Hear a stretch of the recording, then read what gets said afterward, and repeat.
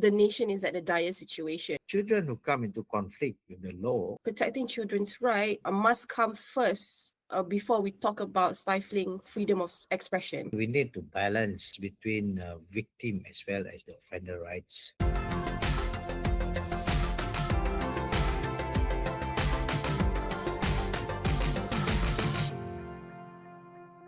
Hello everybody, welcome back to Beyond the Headlines. I'm Amalina Kamal. Now, in the past month, Malaysia's politics has been defined by debates in Parliament that go far beyond the chamber walls. Now, in this particular episode, we examine the political developments of the past month and what they reveal about the challenges and direction of the country. Lawmakers considered new measures to tackle bullying in schools, face public protests over the Urban Renewal Bill, and pass reforms in legal aid and public defence. At the same time, questions of judicial independence, political intimidation, and conduct of MPs themselves have kept national institutions under scrutiny. Parliament may have adjourned, but the issues it surfaced remained pressing. They speak to the health of governance of this particular country, the protection of citizens, and the trust Malaysians place in our democracy. Now, of course, at the heart of these debates is a broader question: how should Malaysia balance reform with accountability? To start in the beginning, let's talk about on the idea of establishing a child tribunal. Now, the ministry has raised the possibility of a dedicated tribunal specifically for bullying cases involving children, as the current system currently under the Child Act may lack specific measures for restorative sort of justice. And then we saw the cases when it comes to bullying among minors. These are like the ones that I've reported. Ada juga yang tak reported. And also the tragic death of Zara Karina, yet to be determined whether there's elements of bullying. But what's Suhakam's position on establishing such a tribunal first? Okay, thank you, Malina, for inviting Suhakam, particularly the Office for the Children Commissioner. OCC Suhakam welcomes the ministry's proactive proposal as part of the broader national conversation, actually. We agree that intervention is urgently needed based on the many bullying cases that we have heard, either reported or not reported, must be addressed firmly and but yet very sensitively. Our position in OCC Suhakam is that the tribunal may not always be the most holistic solution to us, as bullying is not a simple dispute between equals, but involves power imbalances, abuse, as well as trauma. And it is even more complicated if it involves children. Yeah? And actually, a tribunal could risk being too formalistic and maybe adversarial, which may heighten stress for the children involved. At the same time, we support evaluating the tribunal idea objectively, ensuring that any new mechanisms that is in mind or being proposed must complement and not duplicate existing structures like the court for children under the Child Act. And OCC Suhakam as well advocates strengthening existing laws, policies, and institutional responses, such as embedding anti-bullying definitions into law and mandating school-level child protection policies to be in place. So those are some of our stand with regards to the proposal for a tribunal, as well as advocating to strengthen existing laws and policies as well as institutional responses. Yeah. So, Doctor, in terms of the idea of bullying or the concept of bullying, yes, we have not specifically defined it yet. Right? There has been certain basic considerations to make before we identify what is bullying, because it's quite big and broad. To reframe the question, like how would the tribunal framework work in the best possible way, as well as having to also govern or at least address cases that involve bullying that may not attract that much media scrutiny? In this context, particularly when we talk about this issue, we are looking into diversion. We feel that diversion is key. We need to have pathways away from punitive responses, particularly towards rehab or rehabilitation, counseling, and restorative approaches. This is key because it involves children. Yeah, the key structure elements for diversion policies to be effective and as well as protective. We have a few elements that we want to advocate. Firstly, we need to have this diversion policy to be legally recognized. And diversion cannot succeed actually without interagency cooperation. So therefore, Suhakam recommends formalizing multidisciplinary, multi-sectorial teams in this context. And frontline personnel must be trained to identify early signs of behavioral issues and refer children quickly into diversion pathways. For example, like the police, teachers, and social workers. So these are the personnel whom we consider frontline and they must be trained. And children who come into conflict with the law usually are often not merely the offenders, that they are also victims of prior ongoing neglect, for example, maybe abuse, trauma before that, prior trauma, and systemic failure. And without early detection and the underlying issues which cause all this may be missed, and the child could be inappropriately pushed into punitive pathways instead of receiving the protection as well as the care they are entitled to. So we believe that Right. diversion must never be coercive. Children and families must give informed consent. And diversion programs should have regular audits and be data driven to ensure continuous improvement. Yeah. In terms of governance oversight, how does Suhakam envision the structure? How would it work, especially when we talk about coordinated work between these multiple agencies, yeah, police, welfare system, schools? Mm-hmm. Some protective structures must be set up. So we recommend something like National Anti-Bully Action Plan, which can be led by the existing government agencies, for example, like maybe the bagian hal ehwal undang-undang. And also here we need to have to align education, welfare, law enforcement, and religious authorities inside this National Anti-Bullying Action Plan, which need to have somebody to lead there.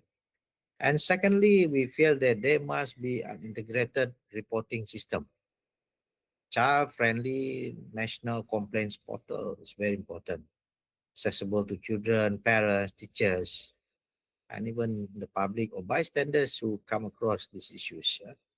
And of course, there are many countries in Western world who are already having this child-friendly national complaint portal, which we can actually benchmark against. And thirdly, we need to have mandatory child protection policies, which are currently not widely practiced or not formally practiced in schools and institutions, so that we can ensure consistent prevention and response. Yeah. And the fourth one is to have specialized targeted training for those who are actually dealing directly with children. For example, like teachers, wardens in the boarding houses, police, prosecutors, as well as judges, to be able to be trained with child-sensitive issues and handling child-sensitive matters and processes. Yeah, and the fifth one, maybe not the least, is a monitoring mechanism.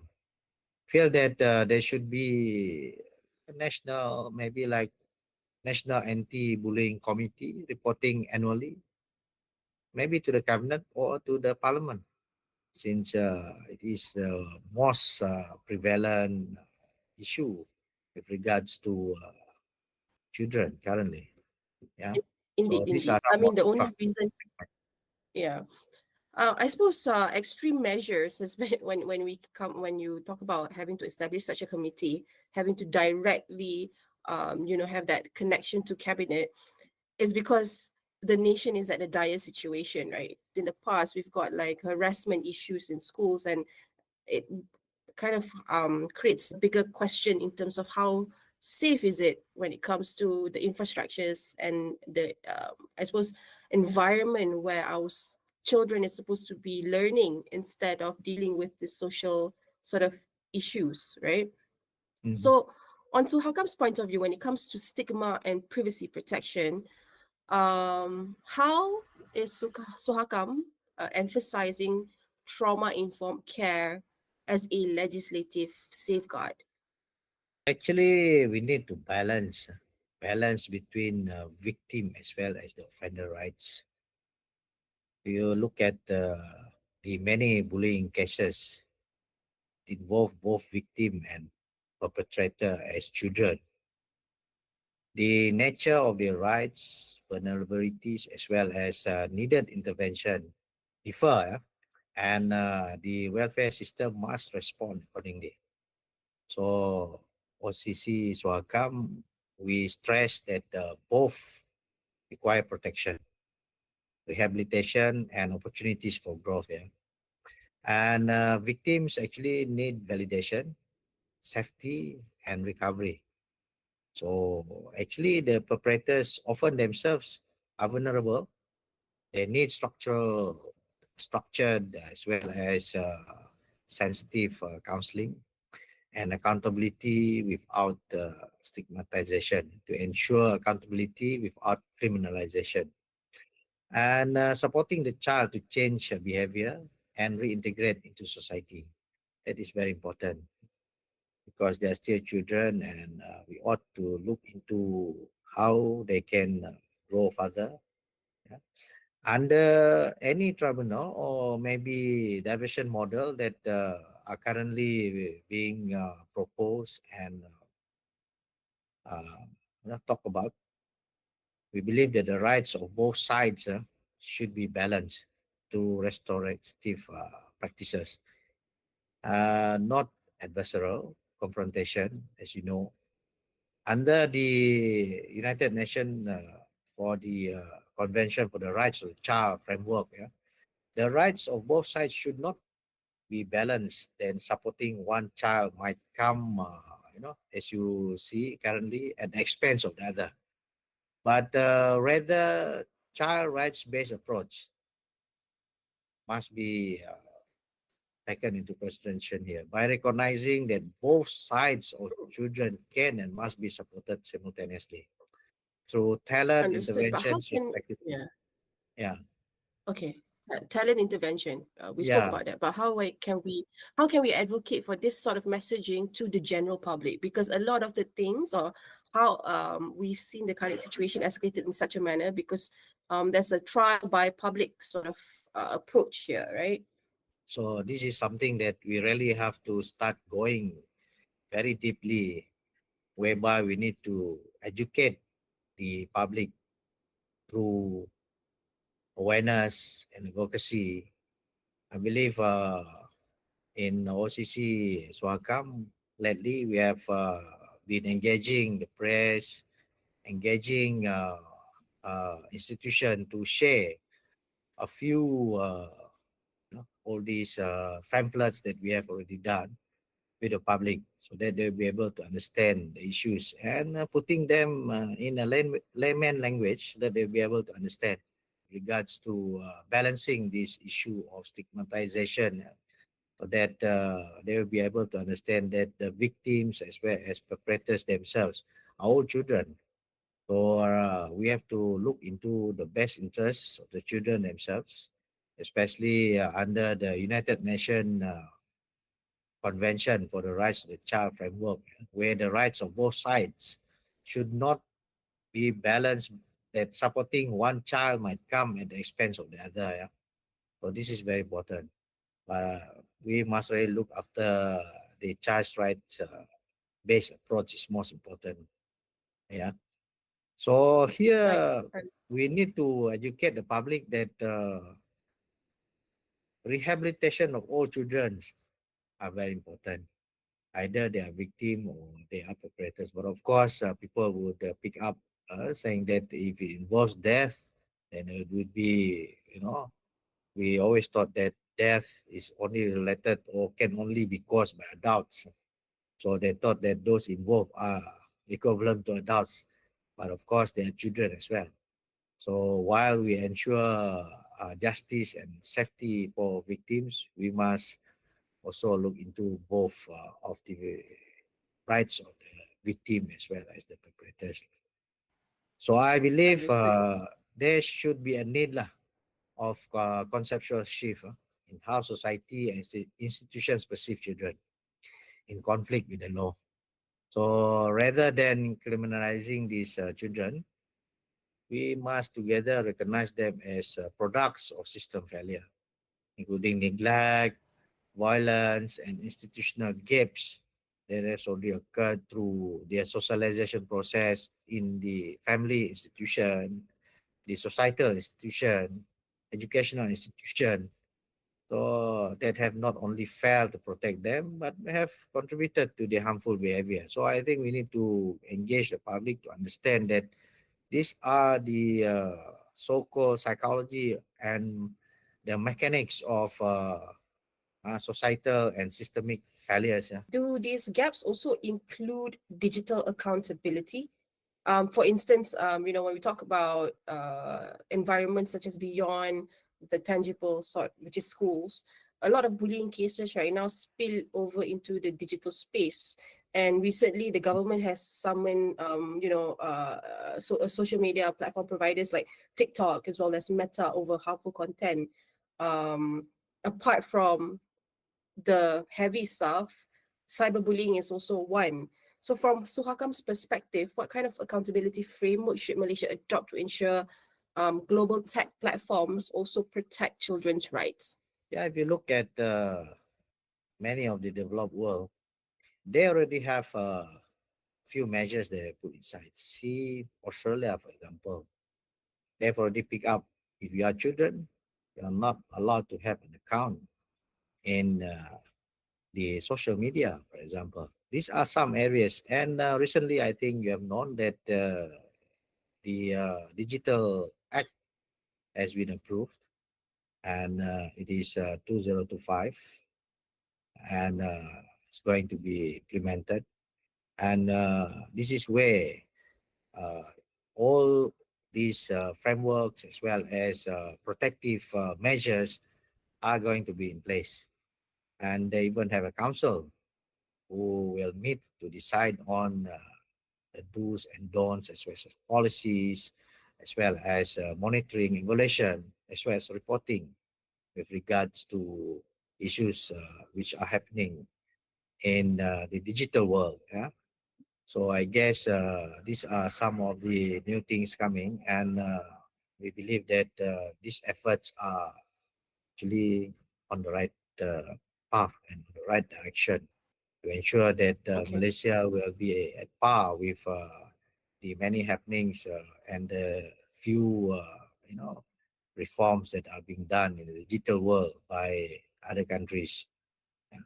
One last take, or at least insight that I want to get from Suhakam, is that how can we also stress to the public and as well as to our audience that protecting children's right must come first before we talk about stifling freedom of expression.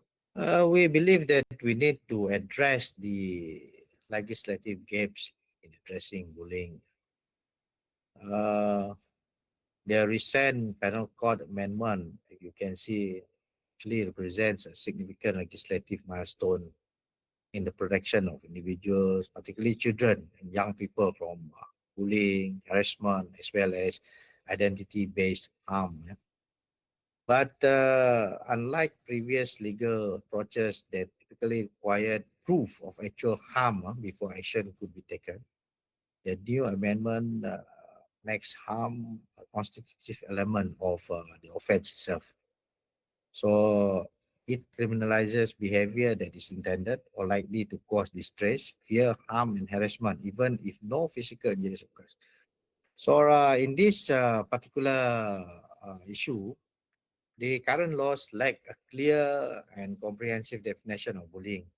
So we guess, despite Parliament's intent to address bullying comprehensively, there is currently no obligation on schools, welfare bodies, law enforcement, or ministries to revise their internal regulation to reflect the spirit and protective purpose of these amendments. So OCC Suhakam strongly urges all relevant government agencies and enforcement bodies must revise and align their internal policies, procedures, and mechanisms with the intent of the amendment. So, like updating school disciplinary frameworks, enhancing digital safety protocols, strengthening mental health support systems, and ensuring law enforcement officers are adequately trained, like I said earlier, to respond to non-physical forms of abuse. And Suhakam recommends legislative reform alongside any tribunal initiative that we have been talking about, including, first of all, maybe amending the Child Act 2001 and Education Act 1996 to explicitly define and prohibit bullying. Secondly, mandating compulsory anti-bullying and safeguarding policies in school. And last but not least, clarifying responsibilities of teachers, wardens, school leaders in law. And we believe that such reform will complement a tribunal or diversion mechanism that we are proposing by ensuring clarity, consistency, and enforceability. So these are some of the stand that we have currently. Right. Yeah, and of course, we believe that bullying cannot be solved by one institution alone. Suhakam strongly supports an integrated approach, like what I said, and we believe that this will be able to ensure unified policy response, shared data and reporting, and lastly, consistency in interventions across schools and communities when such issues like bullying happen. Yeah. Thank you, Emelina. Unfortunately, that is all the time we have for today. If you do like this particular episode, don't forget to like, comment, and subscribe. Don't forget to also turn on the notification bell if you haven't already. You'll not only get Beyond the Headlines updates, other NSC Online's news reports will be delivered to you. Do also follow us on our socials. We are on Facebook, Instagram, Threads, TikTok, as well as X. My name is Amalina Kamal, and I'll see you next week.